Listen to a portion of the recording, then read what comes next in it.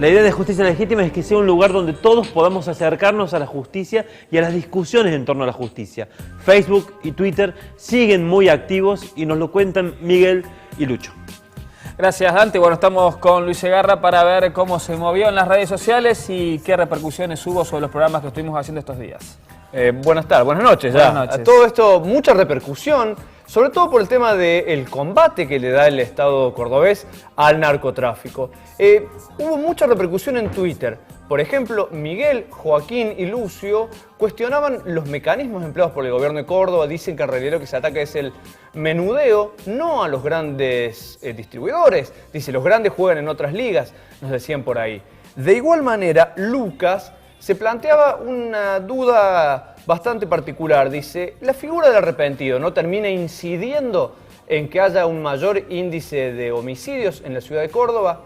También Emilce, ya a través de Facebook, nos preguntaba a ustedes, y aprovecho para hacerte extensiva la pregunta, ¿qué es un dealer? ¿Qué entendemos por un dealer cordobés? Bueno, estuvo, hay que decir, con nosotros Fenol, quien es el fiscal justamente de este fuero de lucha contra el narcotráfico. Cuando hablamos de dealer, hablamos de lo que se considera como el distribuidor o el que hace la venta de la droga, el narcomenudeo, como se aplica acá la figura en el Código Penal cordobés.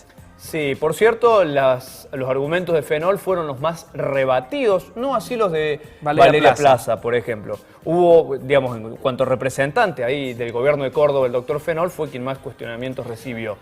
También hablamos sobre, adelantamos el tema de hoy, de la prisión preventiva y los juris de enjuiciamiento. Marcela se tomó del tema de las prisiones preventivas y dice que sí, que en realidad por supuesto que son condenas anticipadas, que quienes sufren de una prisión preventiva llegan al juicio condenados y lo único que falta es ponerle un número a esa condena. Finalmente Mercedes deja una reflexión y pide que por favor el fiscal Nazar no se jubile sin antes ser juzgado. Bien, Lucho, una última cuestión. También preguntaban cómo ver los bloques o los programas de Justicia Legítima cuando no se puede ver el viernes esta noche, por ejemplo, por Canal 10. Sí, nos buscan en YouTube, nuestro canal es Canal 10 TV justamente, y allí hay una lista de reproducción de Justicia Legítima donde cronológicamente están ubicados los bloques de cada uno de los programas. Y también por Facebook, ¿no es cierto? También por Facebook, nos buscan como Justicia Legítima o como Justicia TV10 en Twitter. Volvemos sobre el tema de prisiones preventivas, ya está Dante con nuestro próximo invitado. Desde hace un tiempo venimos hablando mucho de democratización de la justicia, pero hace mucho tiempo ya el INESIP, que es el Instituto de Estudios Comparados de Ciencias Penales y Sociales, comenzó a hablar sobre este tema, que es uno de los que más ha estudiado en los últimos tiempos. Estamos en compañía de Nicolás Machone, que es un integrante del INESIP, con quien vamos a hablar de las prisiones preventivas y una serie de estudios que ha hecho el INESIP sobre el tema. Buenas noches, Machone, ¿cómo le va? Muy buenas noches a todos. Bueno, los invito a que veamos unas placas en las cuales hemos sistematizado la información que el INESIP ha recopilado en base a las prisiones preventivas en la provincia de Córdoba. Ahí las estamos viendo. Ayúdanos, por favor, Nicolás, a entender esto. Mientras se suma Miguel, 52.722 personas hay detenidas en cárceles federales y provinciales. En todo el país. En el país, con prisiones preventivas. No, sí. En general me parece, o con prisiones preventivas. No. Detenidas en total, 31.389, el 59,50% bajo el régimen de prisión preventiva y 21.333, el 40,50% han recibido sentencia definitiva, es decir, son más los que están bajo el régimen de prisión preventiva. Exactamente, esto es básicamente puede ir moviéndose la cantidad de números y los porcentajes, pero van entre un 56 a 60% determinando la época del año en toda Argentina. Y a nivel cordobés estamos moviendo en un nivel similar de 52 a 56% de procesados y la diferencia restante de condenados. Pongamos el acento en la prisión preventiva para que la gente entienda. Una persona que está en ese régimen, ¿qué significa? A ver, este instituto que nosotros lo llevamos a cabo un análisis exhaustivo de 3 años de estudio, básicamente comprende aquella medida cautelar excepcional en la cual se establece para lograr 2 fines la prisión antes del juicio. Estos 2 fines son el peligro de entorpecimiento al conocimiento de la verdad y el peligro de fuga, esto es, que no se presente en juicio. A ver, antes del juicio, sí. ese detalle a mí me despierta una duda.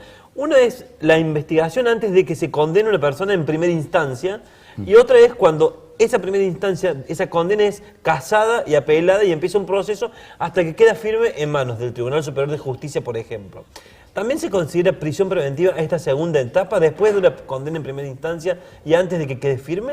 No, nosotros en este caso, cuando hablamos del 52%, no tuvimos en cuenta este nivel de casación que generalmente hay o de apelaciones, dependiendo de la provincia, porque este informe no solo es nacional, sino tiene algunos datos de toda Latinoamérica. Tuvimos este porcentaje siempre de prisión preventiva.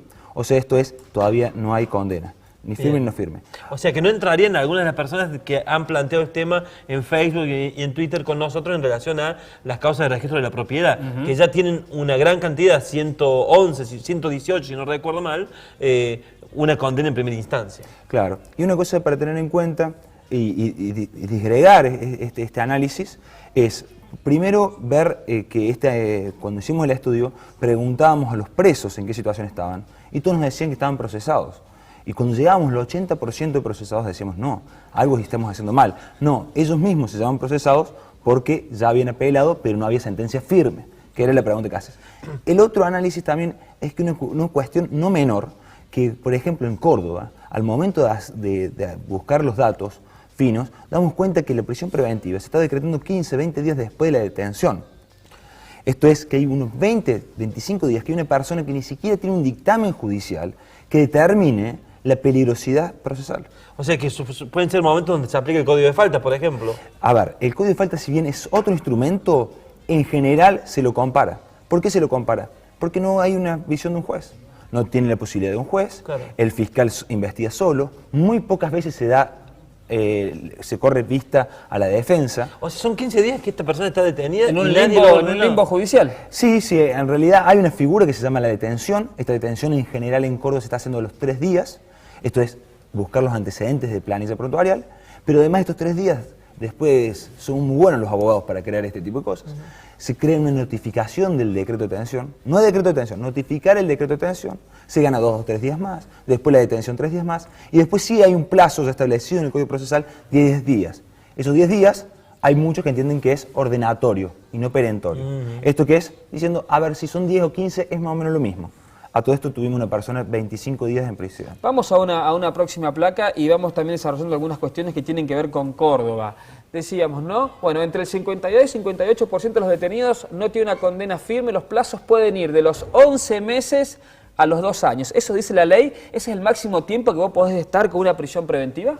No, el máximo plazo son 3 años, siempre y cuando se dé solicitud al Tribunal Superior de Justicia. O sea, el plazo máximo para las causas ordinarias es 2 años. Excepcionalmente se puede pedir por parte del fiscal, el Ministerio Público Fiscal, 1 año más de prórroga. Por ejemplo, en estos casos del RT, en general se han apelado y se ha dictado la prisión preventiva en 3 años. ¿Qué lectura hacen del INESIP? ¿Qué dice de un sistema judicial, un sistema penal, que tenga tan alto nivel de prisiones preventivas? Bien, los denominadores comunes en Córdoba y en general varias provincias, exceptuando Entre Ríos y Chubut, recuerdo, estos denominadores comunes eran la peligrosidad penal versus peligrosidad procesal. Esto es, se tiene más en cuenta el delito que se cometió o cómo es el hombre o la persona y sus acciones, y no así si esta persona va a llegar a juicio o va a entorpecer el juicio. Esto es uno de los denominadores comunes. Otro denominador común es plazos totalmente largos en la justicia. Esto es común de una justicia inquisidora en el cual no tiene organismos de contralor popular, no tiene obligaciones a darle a la sociedad una respuesta fija y rápida. Y otro de los denominadores comunes es que no hay un gran nivel de litigiosidad. Digamos, hoy por hoy no se discuten estos temas, porque no están los ámbitos preparados. No hay audiencia, todo es papeles, son 5 días, 15 días, 20 días, y hay una persona que está presa. Que en la mayoría de los casos, como la investigación lo dice, son personas de bajos recursos, sin nivel de primario terminado, y trabajos informal o no trabajadores. Cuando uno ve este perfil de estas personas que sufren esta situación, ¿cuántos tienen por su propia decisión la posibilidad de casar las decisiones, de tener un representante legal que no sea un representante oficial? ¿Cuánto incide el poder económico limitado del procesado a la hora de enfrentarse a esa justicia que lo tiene preso? Bien, el nivel económico creo que estamos casi la mayoría de las personas de acuerdo de que marca muchas diferencias. En este caso particular también les nota, sobre todo en el tema de poder casar, poder tener apelación en recurso. Si bien hay abogados gratuitos, se llama asesor letrado en la parte penal, tenemos en Córdoba, actualmente son 16 para unos 2,5 millones de habitantes. Particularmente en Córdoba son 13 para defender este tipo de hechos y no dan abasto. Esto no dan abasto incurre en una imposibilidad fáctica de la defensa. Estos son cambios macroestructurales que habría que hacer el sistema penal cordobés. Nosotros cuando sacamos posibles reformas, una de las posibles reformas es una autonomía de la defensa pública, que sea un contralor realmente del Ministerio Público Fiscal y que le den juego en esto de dictar prisión preventiva. Que hoy por hoy depende casi absolutamente en el fiscal. O sea, pónganse a pensar esto. Un fiscal que es parte decide sobre la otra parte sin conocimiento de un juez. Doctor Machone, muchas gracias por la visita. Nos parece muy interesante empezar a plantear estas cuestiones que tienen que ver un poco del origen de lo que era este programa, ¿no? A veces nos ocupamos de casos particulares, pero también situaciones que se plantean de tal manera en la justicia, y cuando hablamos de justicia legítima creo que tiene que ver con postulados como estos en realidad. Absolutamente, muchas gracias. Por favor, gracias a ustedes. Nos vamos a una pausa. A la vuelta seguimos repasando casos de fiscales que fueron destituidos y algunos ya están pronto a enfrentar un proceso judicial.